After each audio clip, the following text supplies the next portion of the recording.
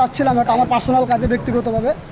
তো হঠাৎ করে দেখতে পাই পুঁথিমাদে পিজি হাসপাতাল এফ ব্লকের সামনে একটা মহিলাকে দুইটা লোক টানাটানি হিংসা করতেছে, মানে একটু ঝগড়াঝগড়ি করতেছিল। আমি বললাম যে একটা মহিলা এমনি আর নারী নির্যাতন নিয়ে বাংলাদেশে যে একটা বর্তমান ভয়াবহ পরিস্থিতি চলতেছে, আপনারা সকলেই এটার তো অবগত। তো ওই মুহূর্তে আমি দাঁড়া করালাম মহিলাটা, যে আপু কী হয়েছে? তো ওনার শাখা সিঁদুর পরা, তো আমি বুঝছি যে হিন্দু। তো বললাম দিদি কোনো সমস্যা? বলে হ্যাঁ দেখেন তো আমার কী জন্য আটকাইছে। তো পরবর্তীতে ওখান থেকে একটা লোক ওইটা বললো যে উনি সাবেক এমপির মেয়ে, আওয়ামী লীগের। আমি বললাম এমপির মেয়ে মানে ঠিক আছে, তো আওয়ামী লীগের এমপির মেয়ে প্রাণগোপাল দত্তর মেয়ে, কুমিল্লা 7 আসনের এমপি নাকি প্রাণগোপাল দত্ত। তো বললাম ঠিক আছে, তো এটা পার্সোনাল বাইরে দেখতে পারেন, পাবলিক প্লেস। তো উনি এক কথা দুই কথা অনেক কথাছে। তো হঠাৎ করে কিছু আনসার আসছে, পরে উনি ওনার যে কর্মস্থল দিদির নাম জন্য কি প্রাণগোপাল দত্তর মেয়ের অনিন্দা রায় তুলি মেবি।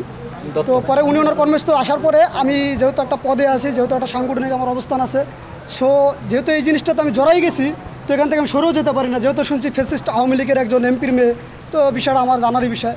তো আমি আমার এলাকার কিছু লোকাল ভিত্তিক কিছু সিনিয়র নেতৃবৃন্দরা জানার পরে তো আমি আসলে মিডিয়ার সামনে ওই কিছু ব্যক্তিগত কথা না বললেই নয়, বা অনেক কিছু বলতেও চাই না। তো ওই ক্ষেত্রে অনেকে আসে, তো আমি মেডিকেলে আসি, উপরে আসি, মেডিকেলের প্রক্টর, মেডিকেলের পরিচালক, সহকারী পরিচালকেরা অনেকেই আসে। আসার পরে আমার পথ এবং আমার সম্পর্কে সব জানার পরে বললো যে তুমি কি করতে চাও।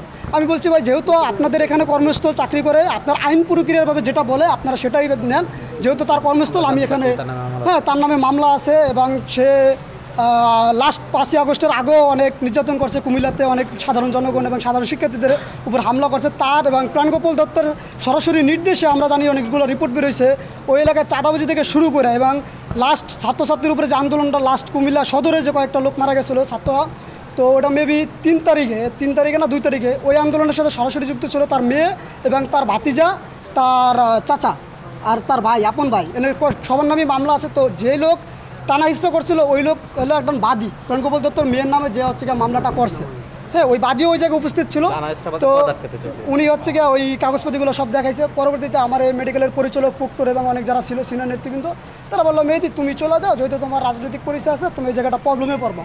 তো আমি আবার জিনিসটা চিন্তা করলাম যে চলে যামু, যে অলরেডি জড়াই গেছি, তো বিষয়টা আমার তো একটা যেহেতু ফ্যাসিস্টের দোষর জড়াই গেছি। তো ওই জায়গা থেকে আমি যখন যাতেছিলাম তখন আবার থানা থেকে একটা ফোন আইলো যে এরকম ফ্যাসিস্টে ধরছো, তুমি এই জায়গায় জড়িত। তো তখন ভাবলাম বিষয়টা অনেক দূর গেছে গা, এবং বিএনপির অনেক সিনিয়র নেতৃবৃন্দ আমার অলরেডি কল দিছে।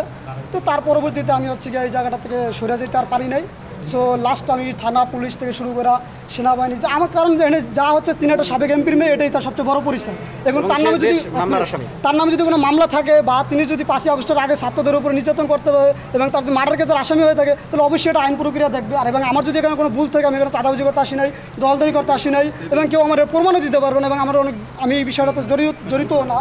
তো ওই জায়গা থেকে আমি সেনাবাহিনী আসছে, প্রশাসন আসছে, এটা তাদের দায়িত্ব কী করে আমরা এটাই দেখার বিষয়। এবং আমাদের দাবি থাকবে শাহবাগ থানা ছাত্র দল পক্ষ থেকে এবং সাধারণ জনগণের পক্ষ থেকে, আপনাদের সকলের পক্ষ থেকে, যেহেতু তিনি একজন সাবেক এমপির মেয়ে, তিনি ফ্যাসিস্টদের দোষর, অবশ্যই তার বিচার করতে হবে। তার যদি অবশ্যই দোষ আছে, তার নামে বিভিন্ন রিপোর্ট আছে, অবশ্যই তাকে যেন আইন প্রক্রিয়াভাবে যে শাস্তি পায় সেই শাস্তির জন্য সফলভাবে দেওয়া হয়।